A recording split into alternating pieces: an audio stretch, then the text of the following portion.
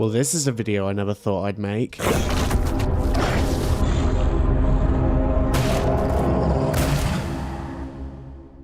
Hi everyone, Blind Dweller here, and welcome to a very rare and first ever video on this channel that this time is not on a painter, musician, or filmmaker like I normally do, but this time on a video game. A particularly disturbing and unique survival game that was first released not too long ago in October 2022. Containing haunting, somber, and terrifying imagery that may look familiar to you if you're a huge fan of two particular artists. Last year I released two separate art documentaries on two of my favourite dark themed artists, one being on Swiss artist Giger and the other being on Polish artist Zdzisław Beksiński. Little did I know, roughly around the same time I was releasing these videos, a bloody video game would be released that honours and draws heavy inspiration from both these artists. And as soon as the comments highlighting this on both these videos started to flood in one after the other, curiosity got the best of me. After familiarising myself more with this strange video game, I found it interesting how, much like people's opinions on the art of Giger and Beksiński, players' opinions on the game are completely split down the middle. Some are saying it's a masterpiece and a new way to experience art, whilst others say it's boring and lacking any plot, with even one of YouTube's legends, Penguin Zero, releasing a video titled "Scorn is disappointing." Though in that same video there would be one comment that caught my attention. I've heard you have to look at Scorn as less of a game and more of a digital art exhibit.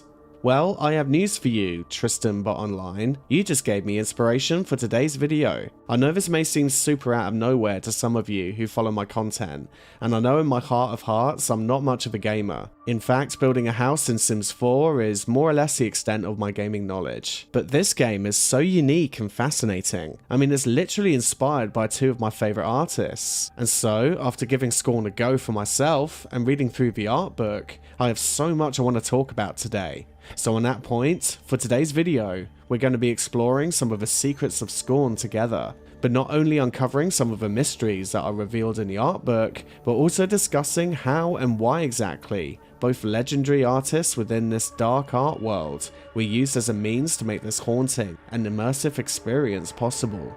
But before we do, I want to quickly thank and give a shout out to today's video sponsor, Raid Shadow Legends. Raid Shadow Legends is a completely free-to-play turn-based RPG that you can easily download on any of your Android or iOS devices and PC. The game offers you the chance to assemble a team of champions to complete challenges, battle bosses, or compete with millions of other players around the world. When I first tried Raid for myself, the first thing I was impressed by was the graphics. Whenever I do play games, I'm always on PC, so graphics are a big deal for me, and the textures and detail in Raid's graphics is near PC level of quality. When it comes to the variety of champions that Raid has to offer, it is just insane. Currently on my top 3 list of must-haves are Bad Alcazar for his crippling Dark Sphere attack that sucks HP right out of enemies to heal your team, Spawn for his mad 50% attack increase on your allies, and finally Sifi the Lost Bride because, well, I'll be honest, I just think she looks creepy and cool. And in the full spirit of February, the month of Valentine's Day, love is in the air even in the world of Raid. New players can enjoy a special Valentine's Day themed adventure with the Raid Love Quest. All you need to do to get involved is download Raid Shadow Legends from the links below, copy your in-game player ID, and then head to raidlovequest.plarium.com. Only for new players from the US. If you're an existing player, you can still share the love too. Use this special promo code StValentine23 that everyone can use to get a small Valentine's gift from us to you. So if you haven't started playing Raid yet, please click my link in the description or scan the QR code here on screen and you'll get unique bonuses worth $30, including free epic champion Shonaru and many other useful goodies to get you started. Thank you again to Raid Shadow Legends for sponsoring today's video. And welcome to another video everyone. Today we'll be exploring the disturbing biomechanical world of Scorn.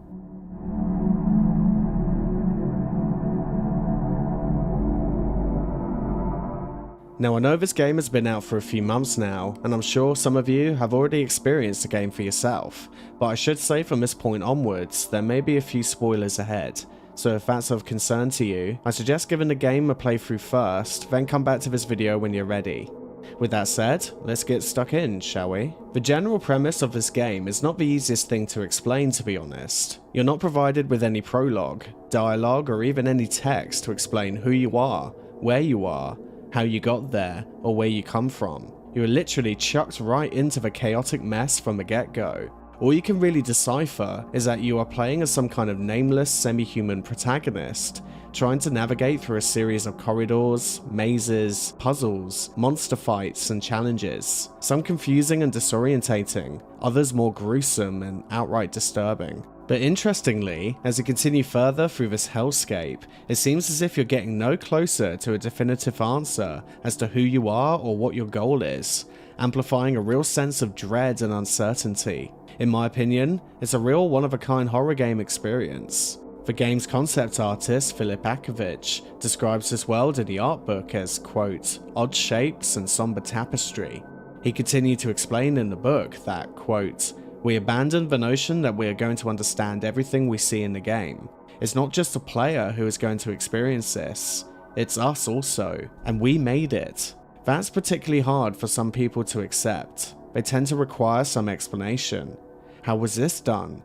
Who did this? And for what purpose? End quote. In other words, the purpose of this game is not to look too deeply for answers or expect the game to provide some kind of conventional A to B plot. Much like the art of Giger and Beksiński themselves, what you see is not always necessarily what you get. There is no definitive meaning in what you experience. No room for absolutism. Although unconventional for a gaming audience, the essence of what you discover as you progress through the game is basically entirely up to you, and your personal interpretation. I have to say, I think it's a really refreshing idea, but understandably not for everyone. So in other words, I'm not going to try and explain too much in this video what certain events or imagery in the game might mean or represent outside of what is explained in the art book. I mean, there are countless videos on YouTube already that I'm sure can do a way better job at that than I can. Instead, and since art is more my ballpark anyway, we're going to go on basically a little Giger and Beksiński hunt within this world, as there are many little details that can pop up the more you explore, that instantly remind me of their style and character, to the point where it feels more or less exactly how that YouTube comment described, as a digital art exhibit that's both interactive and immersive.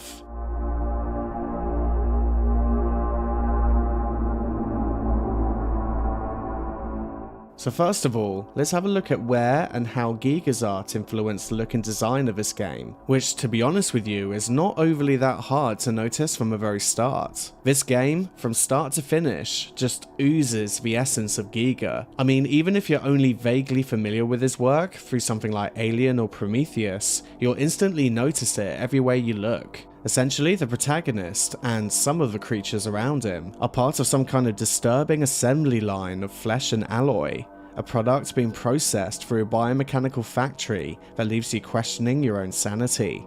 As many have already pointed out, it is possible that the product in question is meant to be life itself. In order for these disturbing surroundings to come alive, it first needs the life of another to sustain it.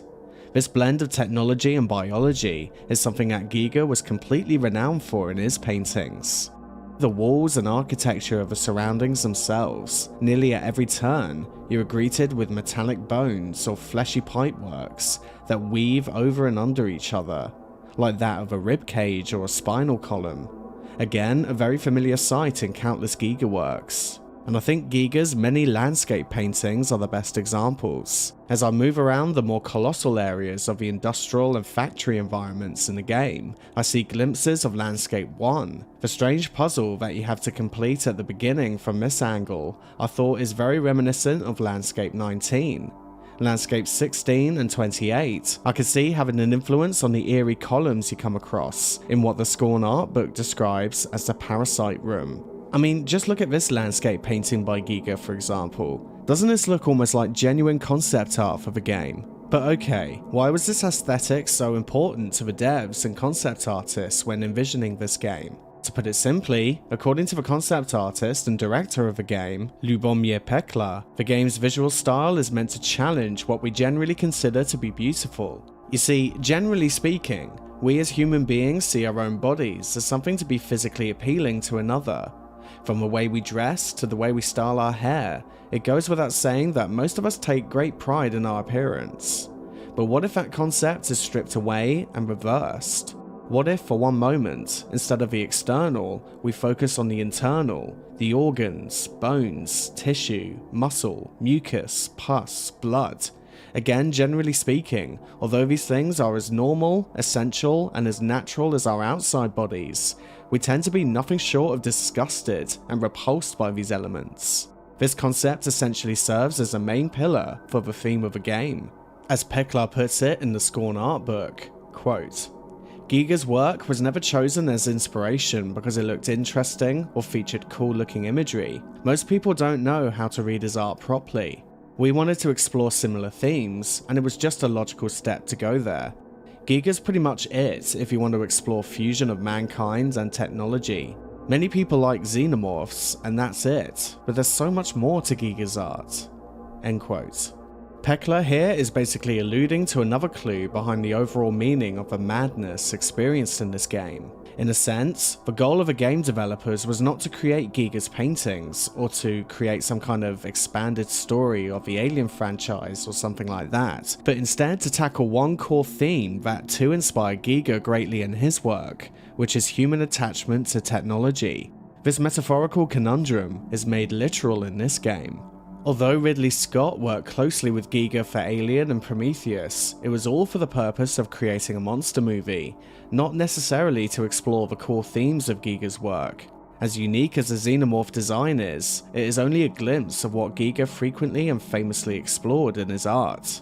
Scorn is in fact, possibly for the first time ever, not only using Giger's imagery as an ingredient, but using his entire biomechanical outlook and philosophy as well to tell the story. So then, if this is meant to be an extreme example of human attachment to technology, is this meant to be on planet Earth? Another dimension? Another planet? A dream?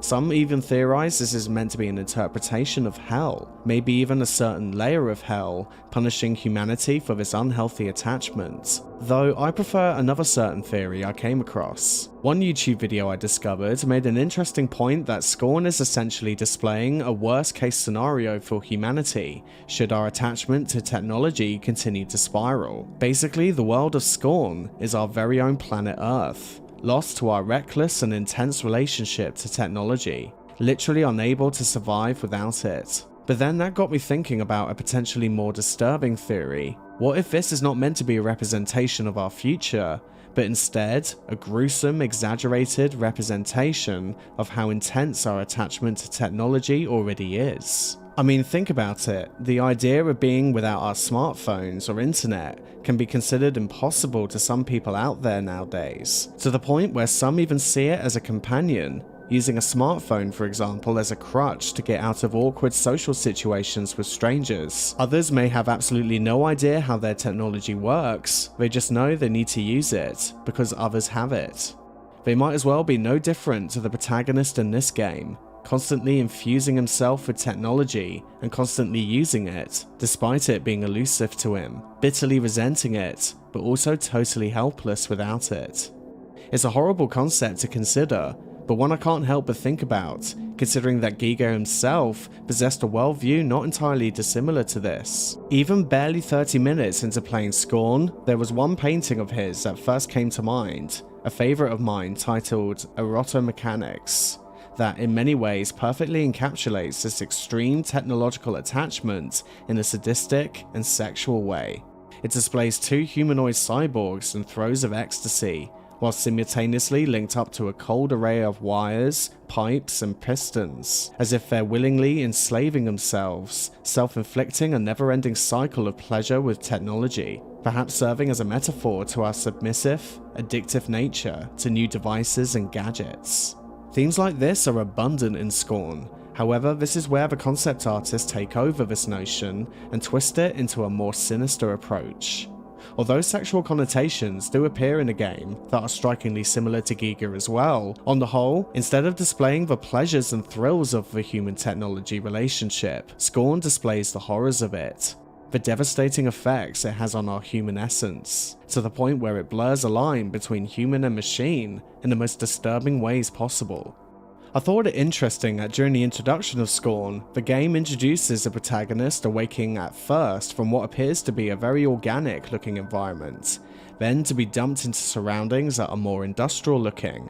Other works of Giger that kept coming to mind the more I explored the game were his 1970s biomechanoid paintings, which again display a disturbing portrayal of how modern day people plug themselves into technology so willingly. Again, there are a lot of sexual connotations in these, but you could also view these as Giger's interpretation of how technology constantly feeds us. In Biomechanoid 2, the figure's eyes appear shut, whereas in the other painting, the dark visor over the figure's face could be to serve as a blindfold, giving off the illusion that both these figures are blindly feeding off the sustenance of technology whilst permanently linked up. Technology becomes as vital as food and air in these paintings. In Scorn, there are countless devices you come across that demand some kind of terrible feeding tubes in order for them to function. Some appear metallic, some fleshy and more like veins, or a gross combination of the two, pumping God knows what into these ominous machines until they can fully operate.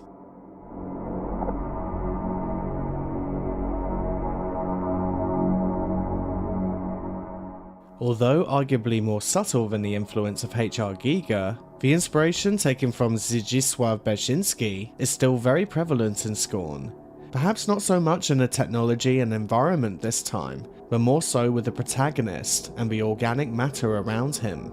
Giger was chosen as a bedrock source of information by the concept artists of Scorn due to his themes of emphasizing the symbiosis between the living and the mechanical. However, Beksiński was an artist more interested in man's relationship with death, a theme that was also considered very important to the look and feel of the game. If you simply look up Beksiński's art on Google, you'll know exactly what I mean. Most likely you'll be greeted with apocalyptic landscapes, dystopian surroundings, skeletal husks of human beings with blood-red skies looming over them. The direct meanings of Beksiński's paintings are a little bit more difficult to determine though, as he never titled his paintings and rarely gave anything away when he was asked about his paintings. Though it is commonly believed that the vast majority of his work, rich in darkness and death, were inspired by his childhood of living through the horrors of the Second World War, though it should be noted that Beksiński never directly addressed this himself. The protagonist, for one, when you look at the game's concept art, looks almost exactly like a depiction of Beksiński's imagination. In fact, this image alone looks eerily similar to a Beksiński painting that's widely referred to as the Hugging Corpses. When displaying these two images side by side, you could almost swear it was the same artist. Director Lubomir Pekla again provides a very interesting context for the protagonist as follows. We wanted to show what it means to have a body in this world, and how it relates to the world. To capture this idea, a first-person view felt like the only camera option because that's how we work as a bodied entity. With this established, it was also important to not fall into a trap of reducing the main character to a pair of disbodied hands and legs, and instead to ensure his entire body could be used as a tool. Our protagonist is a humanoid. We wanted to express features that are human, but we took some liberties and over-exaggerated elements so certain themes show through. You should be aware of your body at all points in the game because your relationship to the world is going to happen through your body. This is why during all times when players are in control, it's possible to look down and see the effects of various afflictions on the protagonist's torso. Beyond being, the second protagonist's theme is one of entropy, of bodies getting progressively sicker and decomposing, being trapped in a rotting prison." End quote. I think Beksiński is first most noticeable when I got to what is known as the Wall in Act 2 of the game. Here the protagonist is basically born out of a wall in a really grotesque way and is dumped into an apocalyptic wasteland, littered with corpses and damaged technology jutting out of the earth like tombstones. According to the art book, this strange wall that spits out life into this harsh and lonely world is not made from bricks or mortar, but rather out of flesh, sinew, and organs, serving as an anonymous answer to the question of where the protagonist originates. However, the answer to who may have built this wall, where it came from, how it was made, and what its purpose is, remains deliberately ambiguous. All you know is that you have been born or reborn somehow, and from the look of the many mangled corpses around you, you assume that others weren't so lucky to survive the ordeal. Pekla would quote on this as follows: "It's the drama of birth. We don't remember that event, but it probably leaves a psychological effect. Prenatal trauma or horror is something Giger also explored in his paintings." End quote. As I said though, it's not just Giger's themes that grab your attention in this environment. When looking around this hellish nightmare, which the devs refer to as the Field, these three paintings came to mind. From the bone-like columns and protruding tombstones, to the misty dust-ridden air as far as the eye can see. This setting in the game again manifests from a pre-existing notion and turning it completely upside down. As the art book explains, you typically think of a field and you imagine a field of beautiful green meadows of grass, somewhere peaceful and serene. However, Scorn twists this around completely, portraying a field as something hostile and unwelcoming, as a means to, quote, convey this uncaring nature of a world you find yourself in. As you continue to explore, you'll come across a conspicuous sight of a slimy, red root-like growth at many points of the game, instantly reminiscent of these three Beksiński paintings for me. It's actually quite interesting to notice how Beksiński returned to this theme of portraying red vein-like roots, foliage and fungus so often in his paintings, often depicting them growing on man-made objects or even on man himself. To me, it could easily represent how futile our pursuit is to conquer nature and the world around us, as inevitably, nature nearly always claims it back from us, and we're often completely powerless to stop it. To point out another almost direct inspiration example, look how similar this dripping head painting of Beksiński is to the large dripping heads conceptualized for Scorn. I mean, need I say more? The art book explains that they, quote, convey the idea that consciousness cannot be constrained to a simple humanoid body. The self is far greater than the fragile vessel into which it's born. End quote. Your surroundings only seem to get more and more overgrown with these grotesque red roots the more you progress, adding a lot of grim uncertainty as to what you're getting yourself into, until you finally reach what the art book describes as the crater, where the game really begins and the horrific creatures around you become increasingly dangerous. For example, as you continue exploring, you'll eventually encounter a strange creature that is seemingly stalking you at nearly every turn, until suddenly it pounces on you and, in the most violent way imaginable, it attaches itself to you, forcibly infusing itself with your essence, serving as extra limbs to carry certain tools you'll need to progress through the game. This also points out a third and final concept with the game's protagonist, as explained in the art book. The third and final theme critical to Scorn's leading role is one of rebirth. The idea of being reborn is more potent than being born, because you change drastically and you are aware of the changes. I wanted to explore losing control over your body, so that's where the parasite exists, because it's taking control of you and all your functions. End quote. Some people may consider this stalking parasite to be similar to H.R. Giger's conception of a facehugger in Alien, though I personally keep seeing this particular Beksiński painting myself. Much like the creature in Scorn, this humanoid creature in Beksiński's work is also a parasite, a limpet, practically a stain on the wall in a mass of decaying flesh and twisted bone. But aside from this creature that supposedly helps you progress through the game, despite how often it annoyingly keeps clawing at you and drains your health at certain intervals, what about the other inhabitants in the game? Well, this is actually where I think the game's concept artists predominantly stamped their own talent on the game. Although there are a few select Giger and Beksiński paintings that look sort of similar to the inhabitants in Scorn, the final designs of these horrific beings are purely unique to the developer's own imagination and notions for the game.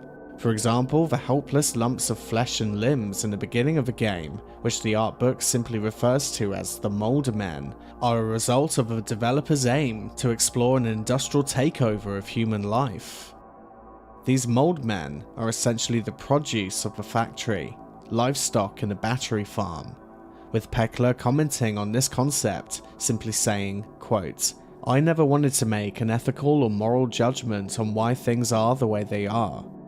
In other words, once again, the player is deliberately kept in the dark when seeking for an explanation behind this madness.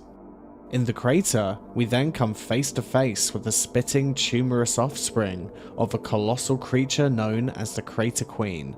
This repulsive hunchback mass is described by the art book as follows. It all begins with the nameless form we'll call the Crater Queen, a humpback witch hunched over a cauldron of her own innards, all stemming from discarded parts of living tissue from Scorn's birthing wall.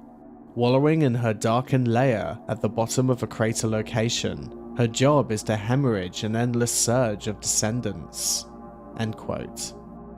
To put it simply, each monstrosity you fight and run away from in the crater is part of the same organism, almost part of a hive mind of sinew and flesh that is taking evolution into its own hands.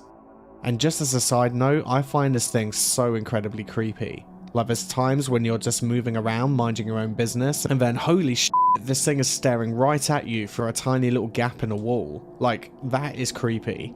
And of course, we eventually get to the homunculi and the cyborgian creatures, which, in all honesty, look more similar to Giger again this time.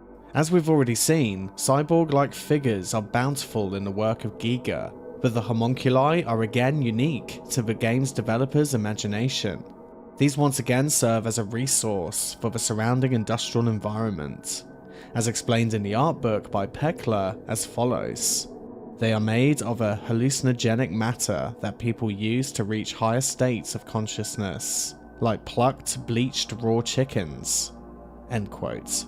The book continues to explain how concept artist Filipovic describes them as living batteries, matured and grown in synthetic jars until used for their ultimate purpose. But although these inhabitants I think are far more repulsive and terrifying than anything either Giger or Beksiński ever painted, the same themes always rise to the surface. Consistently throughout the game, you experience either the merge between organic and mechanical that Giger introduced, or on the other hand, a world where the body is used as the architecture that Beksiński often explored. In one way or another, each one of these monsters has the DNA of Giger or Beksiński's imagination in them somewhere. All it takes is one look at their art to see what's under the microscope. Before I wrap up this video, I just want to come back to what I said at the very beginning regarding viewing this game as a digital art exhibit experience. So I don't know whether or not after watching this I made it really obvious that I'm not much of a gamer, and sincere apologies if you made it this far expecting me to give you some kind of walkthrough or something, but the main sole reason I wanted to talk about this game on this channel is because I genuinely think this is such a unique way to experience a horror game. Seeing comments and articles saying things like, "It seems the people making Scorn want us to experience it as if you were walking through the sprawling online galleries of Beksiński and H.R. Giger," it really is not the kind of language you normally hear in the gaming community. It really is little wonder why people either love or hate this game so much. But to throw in my 2 cents, from someone who really doesn't play these kind of games that often, I have to say I find Scorn really fascinating. I'm absolutely god-awful at the combat in this, and I actually found myself enjoying those aspects of the game the least. And at times even the quote-unquote relaxing puzzles in the game made me want to smash my screen, but what I enjoyed the most is the atmosphere, the ambience, the tension, the imagery you come across that makes you ask questions, or at least makes you think in an unconventional way about life and death.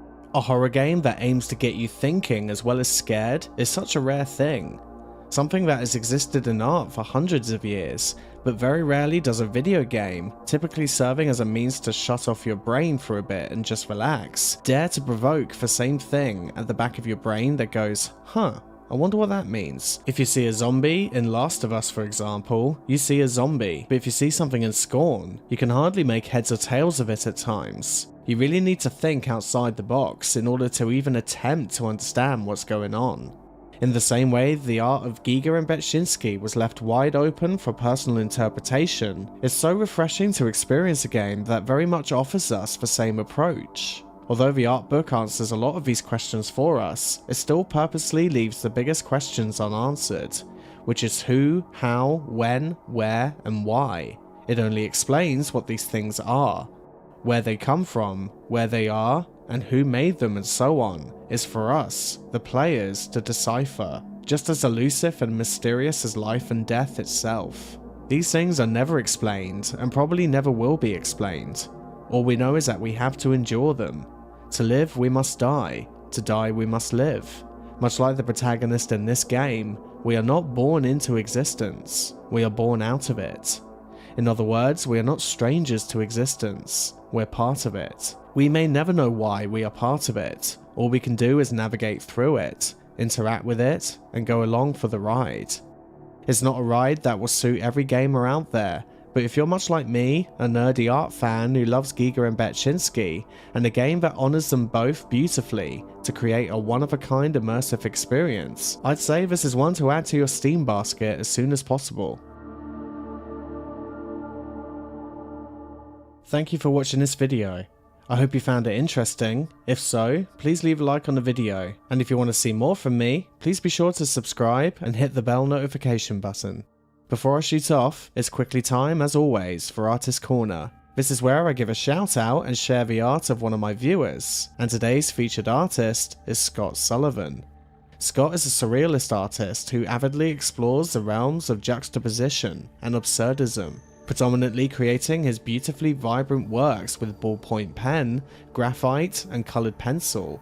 His art tends to be very dimorphic, switching between silly, fever dream visions, usually in coloured pencil, that then evolves into more serious and spiritual depictions in graphite or ballpoint.